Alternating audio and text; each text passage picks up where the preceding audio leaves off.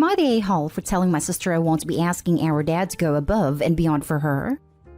My sister is getting married in a few months. She asked our dad and mom's husband to walk her down the aisle and share the father/daughter dance with her.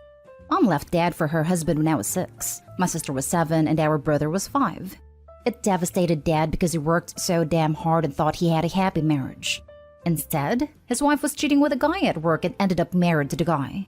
I never liked how things happened, and will be honest, I have never given my mom's husband much of a chance. I never really saw my mom the same way again either because of how she handled it. But my sister loves our mom's husband and considers him a second dad. So what happened is, she told our dad they were sharing the role and he was all okay. But then she asked him to put aside his hard feelings and not just share that, but deliver a toast with him. Spend the morning getting ready with him to let her have both of them there in those moments. She also wanted him to pay for a joint party, sort of like a second engagement party, where they shared a spotlight and dad's dime. He told her no. He said he loves her and he had to accept she loves mom's husband, but he still hates mom and mom's husband for what they did. And he cannot say he would be good company if he has to spend all that extra time with him. She called him selfish and said he would appreciate that mom's husband was a good father to us. When dad wouldn't give in, she asked me to talk him around. She said that if not for me, then for a man who only won over one of his 3 step-kids, and he will only get one chance to be included as a father and get this kind of love. I told her I loved her, but what she is asking from dad goes above and beyond, and I would not try and talk him into doing this. She told me I was hurting her. I told her she was hurting dad. That she was entitled to love mom's husband, to want what she wants, but she cannot honestly expect dad to just be okay with all this, and she cannot expect me to force his hand. She called me an a-hole and said I am letting dad make this about him instead of her. Am I the a-hole? Now for the top comments. Not the a-hole. Your sister is out of her mind. Congrats to her for being able to accept the changes in her life. Big congrats to you for standing your ground. Your dad is absolutely right in his feelings and should stand his ground. She's asking too much. Also, OP, your sister is wrong about your mother's husband. He hasn't been a good father. If he was, he wouldn't have been in an affair with your mother, breaking up a whole damn family complete with kids. Not today, home. Since your sister is getting married and about to start her family, ask her how she would feel if her fiancé leaves her in 10 years for some broad at the office, and then 20 years later her son asks her to share the motherly duties at his wedding with a woman who helped destroy her family. Gross. You're poor dad. He sounds very generous, loving man to have even accepted her requests to share the walk. Your father is being more than gracious in sharing the walk. It seems your sister wants everyone to get along like there's no history between them, and wants to use her wedding day to bully people into how she wants them to be. It's weird because it's like her sister just wants to change history. She wants everyone to feel like a big happy family even if it isn't so. Or even just pretend. This is like some weird psychological thing going on with her. Next story is titled, Am I the a-hole for kicking out my daughter after what she did? I have 2 daughters. One is Amy, 33, and the other is Lisa, 31.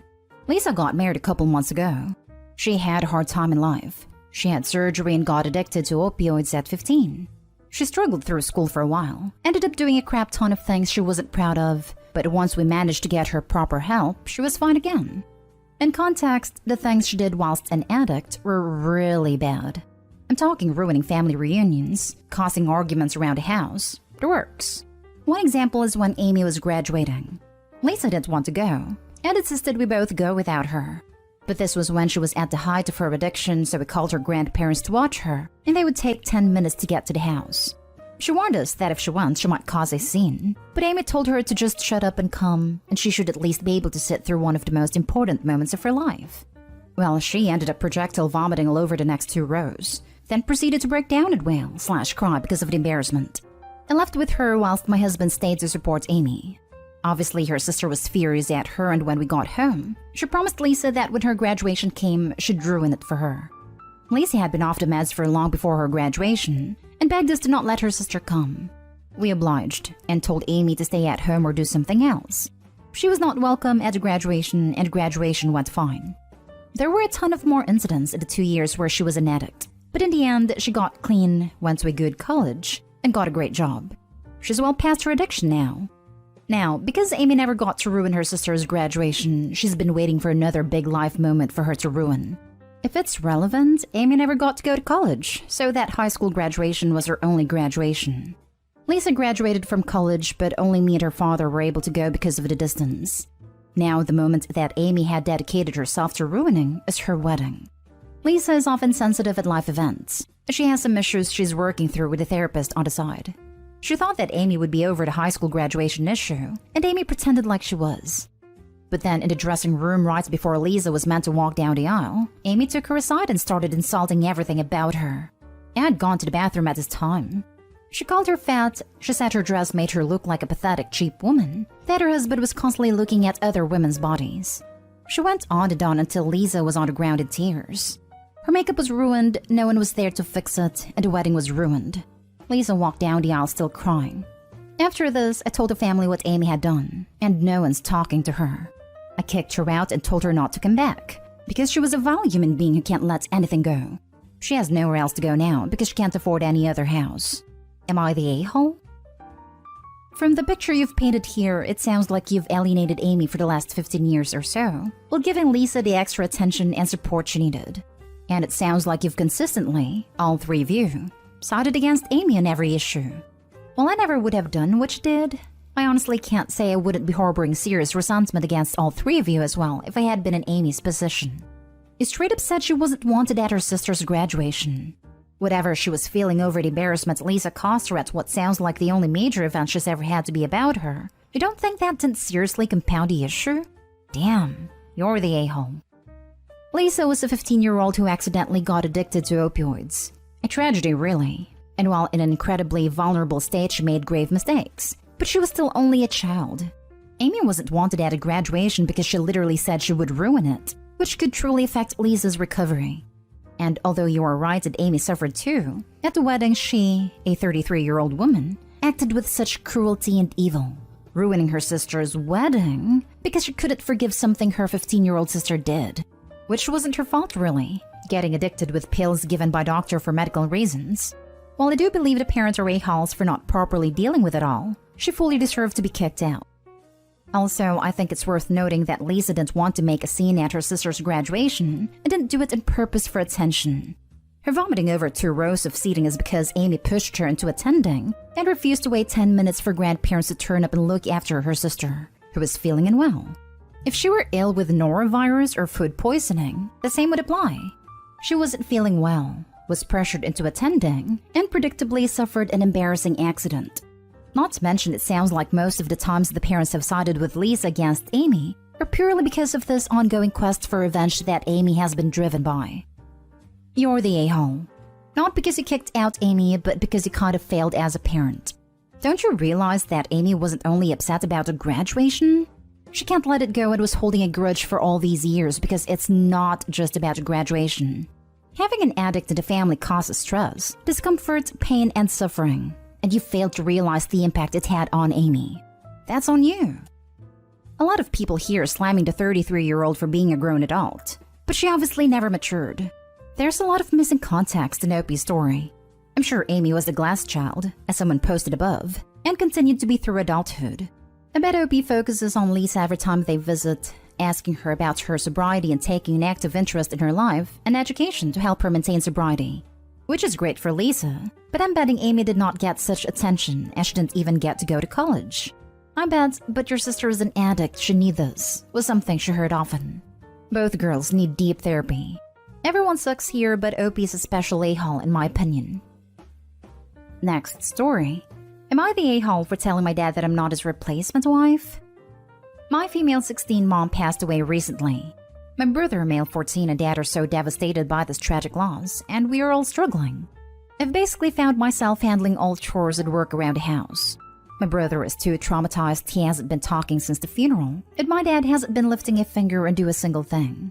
He started making requests, from cleaning the messy living room, he sleeps on a couch, to picking up dirty laundry to doing dishes, cooking or ordering food, walking the dogs, vacuuming, doing repairs, mowing the lawn, washing the car since my brother stopped doing it. I'm too exhausted oftentimes. Mom used to do the chores that I used to help, but I have school and after-school commitments, and my dad keeps negatively commenting on how I get things done, and compare me to mom like how much time I take to make breakfast, etc. Yesterday, he woke me up at 6 a.m. even though he told me to skip school and wanted me to make breakfast. I scrambled eggs and prepared other dishes, then went to wake my brother up. I sat at the table, and once Dad sits down, he looks at the scrambled eggs and goes, "What is this? This is not the right way to make scrambled eggs. Your mother used to make perfect scrambled eggs. Did you not learn anything from her at all? How are we supposed to survive if you can't even properly make scrambled eggs?" Then he looks at my brother and says, "We're doomed." I snapped and loudly tell him I'm not his replacement wife to expect me to do this and that for him. He looks at me stunned, and my brother rushes out immediately. Dad starts telling me how cruel and insensitive what I just said, and how out of line I was. I replied that I was too tired to make the perfect scrambled eggs my mom used to make, and that maybe if he as a parent had tried to learn, we wouldn't be suffering right now. He gets up, throws the towel, and walks out. My aunt came to visit, and when I told her, she went off saying I should have never said that to my grieving dad, and that I should be ashamed of myself for talking to him like that. Am I the a-hole? Not the a-hole. Expecting your kids to help out more after losing one adult in the house is fine. Expecting them to act as another parent in the house is mistreatment. My condolences for your loss, Opie. Thank you so much for your support. I did help when Mom was alive, but now it's just me doing everything around the house.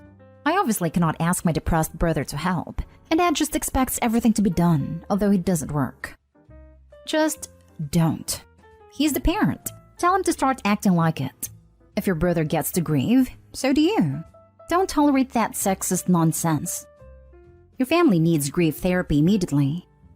He didn't go when my uncle suggested it and stopped him from taking me and my brother, claiming that my uncle is preventing us from grieving naturally and processing our emotions in a normal way. Not today, home. There's this thing called parentification. Your tale is a textbook example. Your dad is an insensitive a-hole, and your family dynamics cannot be brushed aside with a "but they're grieving" excuse. He lost his wife, sure. Your brother lost his mom, yes. But did you suddenly not lose your mom as well? Or does that not count because you emerged into the world with 2X chromosomes? Reset your boundaries with your family, and do not allow them to overstep again, or this will be the rest of your natural life. Now for the last story. Am I the a-hole for not wanting to pay for my husband's funeral? I know this sounds weird, but let me explain. My husband and I married in 2018 after dating for almost 2 years. Shortly after getting married, my mother got sick, so we moved out of state so that I could take care of her. He was not too happy about this, but he moved with me. He didn't like the new state we were in, and he quickly stopped working and providing for our household. It got to the point where I was working 2 jobs and still caring for my mother, and I was fed up. I told him that I couldn't carry on like this. He told me that he never wanted to move in the first place, and that he would be on the first flight back home. He told me he would leave the one car we had as a parting gift, when in reality I was the one paying the car note and insurance. He left the state and I filed for a legal separation. The state I was in required that you were separated for a year before you could officially file. I waited my time and tried to get papers sent to his mother's house, the place I knew he was because I have family that told me that's where he was. He claims he never received them. My mother got better and I decided to stay because I had found a really great job that turned into an actual career. I tried on 4 different occasions to have him serve the papers, but he always dodged me. I got so discouraged that I gave up. I've completely moved on and I want to start anew with someone else, but this is just looming over me. I was in the process of getting a lawyer when I got a call from his aunt saying that he has passed away, and basically it's up to me to plan the funeral arrangements. I feel like this is BS. This man left me and even had a child with another woman, but I'm expected to foot the bill because I'm legally married to him even though I tried multiple times to end it? Am I the a-hole for not wanting to be part of any of it? His family wants a burial, and if this is something I have to do, I will cremate him and have his family do what they want with the ashes. I don't give a crap if they want a burial. They don't want to pay for it. Thanks in advance for the advice. Now for the top comments before the little update. Not the a-hole. Donate his body to science. Not the a-hole. You could play a modified version of the 2-card play. Card 1, they deal with all the expenses for whatever funeral they want. Card 2, you claim the body, have it sent an undisclosed mortuary where you arrange for him to be cremated, and then you have the ashes legally disposed of in a location that will remain undisclosed. Their choice. If they want to play the "you're the wife" card, you can do whatever you want. What they want won't matter in the least. This is the way. Make it very clear to them that cremation with no service is all you will pay for if they plan to force this on you. Not stay home. It might be worth checking with that lawyer right now to see if you have any legal obligations, since you are still legally married.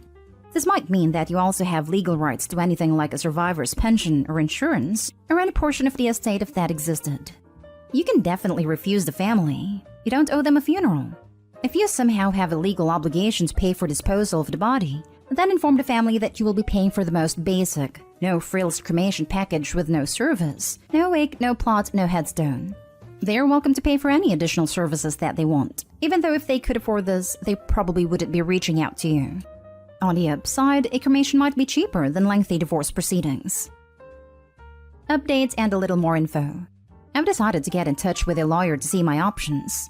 We didn't have a lot of assets. We sold our house before we moved out of state. So as far as I know, we didn't have a will or anything. But if there's something I do get, I'm almost certain it's not much and I would rather it go towards his daughter. She's not even 1, and I spoke with her mother and she was under the impression that he was divorced. They had even filled out paperwork to get married, but she left it up to him to file it since she was pregnant and tired, and of course he never did it. I just want to cut all ties with his family and live my life. I don't want to fight family members for money. So I will give them one last time to make their own arrangements, and if they refuse, I will do what I want with the body.